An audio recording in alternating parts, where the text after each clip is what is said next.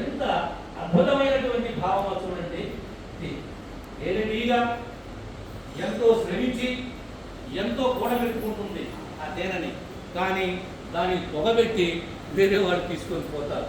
మానవుడు కూడా మానవతా ధర్మం వైపు, మానవతా విలువల వైపు మనము సమాజానికి ఏమి చేయాలి, మన దగ్గర ఉన్న విద్యతోటి విద్యాబోధన చేయాలి, మనముతోటి మంచి సత్కార్యాలు చేయాలి. మరి అలానే సమాజానికి ఉపయోగపడేటటువంటి మనకి మార్గదర్శకులు ఎందరో ఉన్నారు. వారి ఎందరో మనకి వారి భాతృత్వంతో, వారి దానగుణంతో మరి మనకి ఎన్నో సమాజానికి సేవలు అందించారు అని ఒక మహత్తరమైనటువంటి పద్యభావాన్ని వేవన మనకు తెలియజేశారు.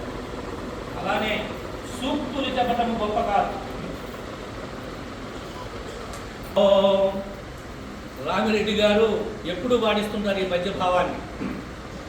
అన్ని దానములలో అన్నదానమే నిన్న, కన్నవారి కంటే కనులు లేరు, ఎన్న గురుని కన్నా నెక్కులెవ్వరు లేరయా. విశ్వదాభిరామ విరుగదేవా. ఏ దానం ఇచ్చినా ఇంకా కావాలంటారు, ఒక్క అన్నదానానికి మాత్రమే చాలు అంటారు. కనుక మనము ఎదుట వ్యక్తికి ఏది బోధించాలన్నా వారి ఆకలి తీర్చమంటాడు వేమన. ఎందుకంటే ఆకలితో ఉన్నవాడికి ఎన్ని చెప్పినా వినలేడు, వినే పరిస్థితి ఉండదు. కనుక ఆ అన్న